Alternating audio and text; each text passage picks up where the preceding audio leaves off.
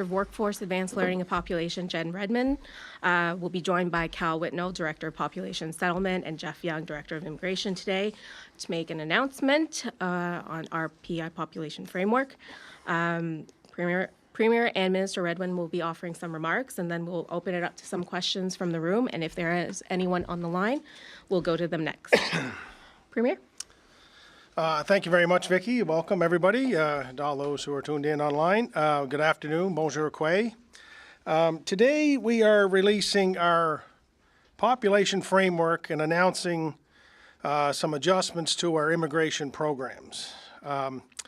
This framework, first of all, is an evidence-based tool that spans the departments of government and will be used to guide decision-making on the growth of our population of our province. The framework has been in the works for some time. It's been reviewed and adjusted to deal with the realities that our province is facing and has been facing for some time. Minister Redmond will be sharing some more details on the framework with you shortly and how it will closely monitor, assess, and reevaluate our population growth rate. The reality is our population started to really grow in the first decade of this century. Since then, it has steadily climbed, and we are the fastest growing province in Canada per capita. Along the way, COVID happened, and despite having our borders shuttered and many controls in place, our population continued to grow even faster than ever before as we became known as a safe place to live, work, and raise a family.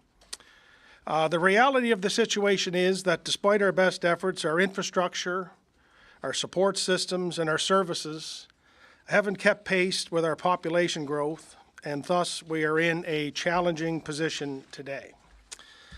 Having a growing population is largely an enviable position. It's certainly much healthier than the alternative, but with growth certainly comes challenge. Our future success depends upon us to the extent that we can, being able to manage our growth while we expand the system of services and infrastructure needed to adequately accommodate our growth. I guess to put it simply, here's our reality. We've been the fastest growing province in Canada for population growth for a number of years. We are the most densely populated province in the country. As an island, we have a limited land base on which to build and construct. And with agriculture as our largest economic engine, that industry requires us to have a dedicated allotment of land to grow and produce our products that we sell that help build and sustain our economy. So it's obviously, to state the obvious, it's not an easy challenge. It's a balancing act, and we continue to work to find that proper balance. Part of that balance as a government and as a society is knowing we need to better manage our population growth and when needed, make the tough decisions so that we can grow in a more sustainable way for our province for the future. But I also need to say that the growth of our population, as I mentioned just earlier, is a good thing. It's good for our workforce, it's good for our economy, and it has brought diversity and multiculturalism to communities large and small, urban and rural, throughout PEI, and that is a very, very good thing. And the fact that more and more people want to move to PEI perhaps should serve as a reminder to all of us just how special and unique our province is. But we are outpacing not just the bold targets that have been set in the past, we are far outpacing our ability to comfortably accommodate everybody here. For context, last year we welcomed almost 7,000 people to Prince Edward Island. That's the equivalent of the town of Cornwall being added to our province in just 12 short months. Given our current realities, most people would have to admit that that is not a sustainable pace. So we need to better manage the growth of our population to the best extent we can using the only levers that we have.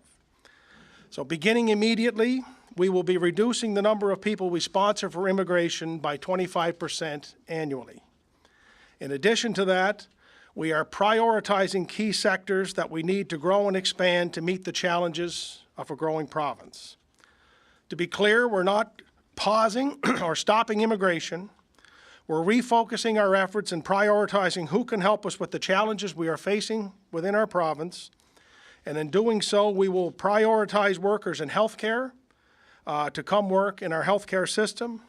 We'll be prioritizing trade workers who can help build and expand our housing supply. We'll be prioritizing transportation and trucking sector who help get our goods and services to and from markets. And we'll be prioritizing sectors like early learning to help open more childcare spaces within our province. Other strategic sectors such as the biosector, agriculture, fisheries, processing, and manufacturing will not be reduced. The reduction we talk about will primarily come from the sales and service sector. This sector is the largest sector contributing to the expedited growth, and our statistics show us that this is where we are seeing the lowest retention rates. This decision was not taken lightly. These measures will be evaluated on a regular basis as we go. If we have to go further, we will. If we have to loosen this reduction in the years ahead, we will do that as well. But our overall objective is to slow down our pace, to catch up with our infrastructure and other important services so that we grow in the most sustainable way for our province. With that, I'll say thank you, Merci Walalan. I'll turn it over to Minister Redmond, and then we will take questions from our friends in the media. Jen? Thank you, Premier. Good afternoon, everyone, and thank you for taking time today to join us. As Premier King just shared, today is an important day for us. We're launching the population framework, and we're taking some immediate actions to address how and where our province is going to grow. All we have to do is look around and see how PEI has changed in the last few years. Yes, we have gained the reputation that PEI is an ideal place to live, learn, and work. And that's why so many people choose PEI as their home. With this growth, we have been presented with opportunities and also pressures. Today, we're going to talk about the measures we as a government are taking to meet the pressure points of population growth that need to be addressed. There are many different factors contributing to the change in our landscape, and perhaps the two most pressing ones are the change in population demographics and the corresponding need to have the appropriate workforce to sustain us, to build our homes, schools, and hospitals, to provide us with health care, and to provide quality education and care for the next generation. With both an aging population and workforce, we've worked hard to attract younger people to come to PEI to learn and work so that we can grow our workforce sustainably and strategically. The pressures, of course, can be seen across our public system. That's healthcare providers, educators, social workers, tradespeople, laborers, just to name a few. So we need to find a careful balance of welcoming more people to our province while we also grow the infrastructure needed for our current and newest residents. That's why we have this framework. It's called Growing Together, and we chose this name to reflect what we need to do, and the framework is the first step in achieving this. We know we need more planning, more coordination, more collaboration, more data, so that we can be flexible and make informed decisions, whether that's for public policy, programs, services, or capital investments. The work that we need to do is whole of government work. We need to be better aligned in where we are going as a province together. I've brought with me today the Directors of Population and Immigration who will be able to answer some technical questions. Before I do that, I just want to share with everyone that if there's anything to take away today, it's that when I speak with my colleagues, we're on the same page. We're all looking forward in the same direction, and we're all working towards a common goal, where all of our residents, whether they've lived here for generations or are newly putting roots down, they have access to public programs and services that they need, where they need, and when they need them. We won't solve this overnight, but we are committed to doing this together and being reasonable, responsible, and flexible when and where we need to be. Thank you. All right, thank you very much, Jen.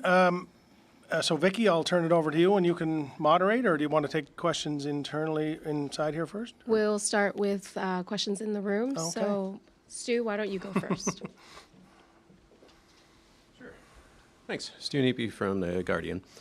Maybe just to start with a bit of a clarification. So the reduction in 25% of sponsored immigrants, so that includes provincial nominee programs, AIPP, those two in particular? Are there any others? Those are the two primary ones. As I say, as I tried to outline in my speech, Stu, that the levers we have to manage our population are somewhat limited to a certain degree. Those are the ones that we have a direct sort of say in, and so those are the easiest ones for us to begin with. Okay. I guess just a broad kind of question about the overall framework. So it seems like it's a framework, but there are a few targets that are department specific, but not a lot that seem to sort of match, around how many immigrants to match with sort of housing, or how many long-term care beds will be needed in the next 7 years, or how many childcare spaces past 2024. So I guess generally, like broadly, why aren't there more sort of specific targets for services that the government will need to grow in order to match population growth? Yeah, absolutely. I can start. So the population framework is designed to help support those decisions going forward in the future. And we're working together. It is about a collaborative, cooperative approach, as opposed to us in the past making some decisions and impacting other departments. We want to be working together so that when decisions are made around healthcare, that we are considering other areas like workforce and the impacts it'll have on housing and such. And that is what the framework is really designed to do for us. And again, we've been working together, and there are programs in place. But the idea is to get a framework so it'll really ensure that we are collaborating together. So Stu, just to follow up, the departments will continue to lead the specific areas of interest within those departments, but the framework is a metrics of measurables and data to make sure that if we're talking about EAs in the education system, we're also talking about families that need housing, healthcare, et cetera. So it's an ability probably for the system to talk to itself a little bit easier and more effectively and efficiently, I think. So there's a specific statistical, a CANCRE, I think it's called. Like, is that a statistical tool that will be used by staff in each department? That for might projecting? be something for Cal. We actually had a phase 1 project with CANCIA, their Canadian Centre for Economic Analysis. So we're evaluating a second phase of that. We've done cross-government discussions with every department to understand what their needs to try to scope out a potential phase 2. But that type of modeling would definitely help us look at different scenarios, look at different policies, what those impacts would be across the various topics and areas of focus, whether that's healthcare, education, housing, et cetera. So still in the evaluation phase at this point. Carrie? Kerry Campbell, CBC. Just a little bit more on the numbers, first of all. And I know we have the allocation from Ottawa in terms of the permanent residents we can invite. And then there's a separate number that gets tracked in terms of how many land here. And I mean, either one of those you look at, the allocation from Ottawa basically doubled over 5 years up to last year. And if you look at last year's landings, 2022, we were at about 2,200 landings in the federal stats. Last year we were at about 3,100, so it's close to a 50% increase. It just seems like those numbers spiked. So, I mean, even a 25% decrease is not going to bring us down to where we were probably even a couple of years ago. And then the other side of that, too, is, and I don't know where these numbers fit in, but Ottawa has pledged to cap or reduce those numbers. So I'm just trying to understand if what we're proposing here in PEI goes beyond what Ottawa has said that it will do with the numbers.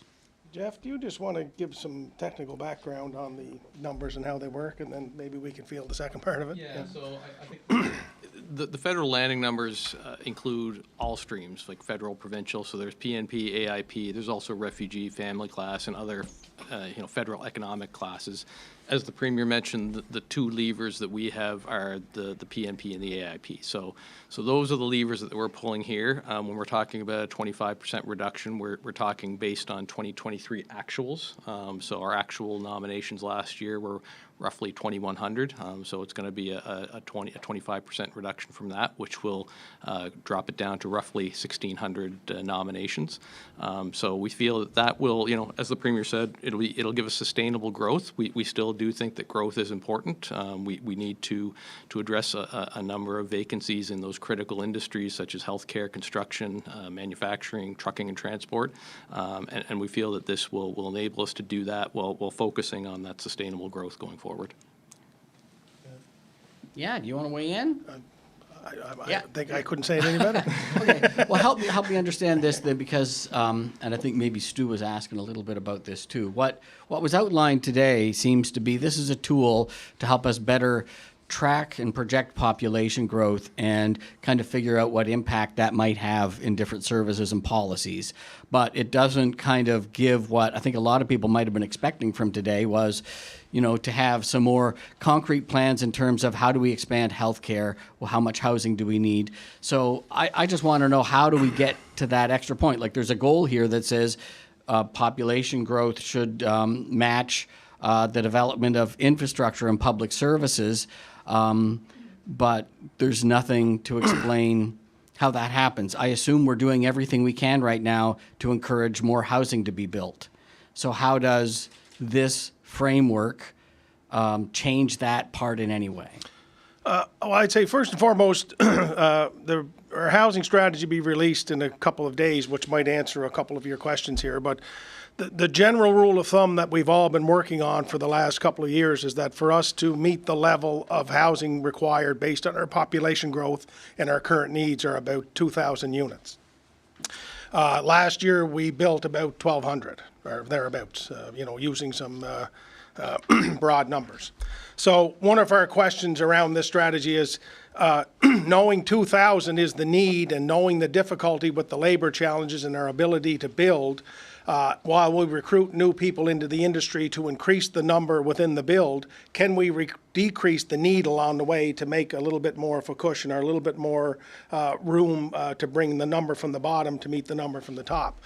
So overall, I think the framework gives us the basis of that decision, it validates our decision to do that, and we'll continue to do so into the future.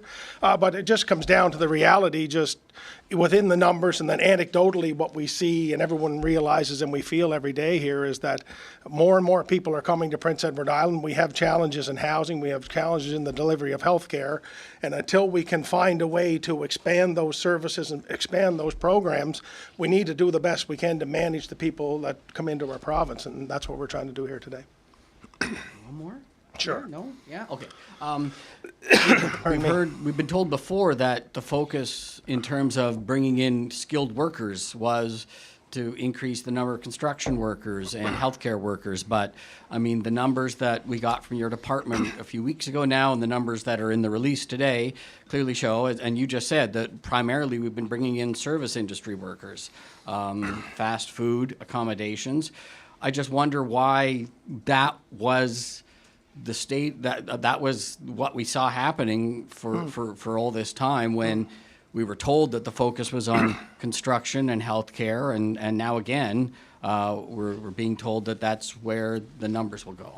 Yeah, well, we brought in close to 300 individuals within those two sectors that you talked about last year. We obviously need more, and we're trying to make sure we increase our efforts to recruit more, to bring more in. I think there was a story on your network yesterday with the head of the Construction Association of PEI talking about a federal and provincial assistance program to go out and actually do just what we're talking about here, to recruit people. So we're believing that they're going to be successful in that, so we're expanding the numbers within our offerings to make sure we can accommodate for that, to prioritize for that. And as to why one versus the other, I suspect, a part of it would be that individuals within the sales and service sector probably would be a little bit more familiar with the program and have an ease of access to the program maybe compared to others. But as I said in my opening comments, that's also where we're seeing our lowest retention numbers within those people who are coming here. So, it's not to suggest for a second that retail sales or service isn't an important industry. It really, really is. But as a way, the province needs to prioritize those sectors, and that's the ones that we're going to focus on. We know we need more healthcare recruitment. We've had a couple of successful missions to Dubai. This should feed that and more, and then other missions that we'll take along the way to recruit more, and that's where we're putting our efforts. Jacinth? Let's say you have all the resources that you need, and but the island itself is not getting any bigger. Okay, so do we have an idea of the maximum number of people that could be that we could have on PEI? I think it's hard to have a hard and fast number. I mean, but a lot will depend on how we proceed forward. You hear a lot of talk within the creation of housing, talking about density, for example, building up as opposed to building out. So, I mean, I think we will have to sort of take into account as we grow as a province, not just the rate of which we grow, but how we grow and where we grow. So I don't know if, quite honestly, there's a hard and fast maximum number. I do think everyone would be in agreement that we can't keep seeing the sprawl that we're seeing around communities and out, some of our larger centres. It's becoming unsustainable if it's not there already. So we're talking about changing density, building all of these different models, doing it differently. So a hard and fast number is hard to come by. I don't know. I think whatever that number is, I think it needs to be achieved through a managed, sustainable process to the best extent we can. I mean, as the Premier, as the Minister, anyone in government, even as an islander in general, what you want for the people who call your province home is access to that level of service, to have a place to lay their head every night. And obviously we're struggling in some of those capacities now, but we need to adjust along the way to try to make sure we catch up as quickly as we can. This concludes our press conference today. Thank you for spending the afternoon with us. Premier King and Minister Redmond will be available for individual interviews after this. Thank you. Do you want to keep asking questions?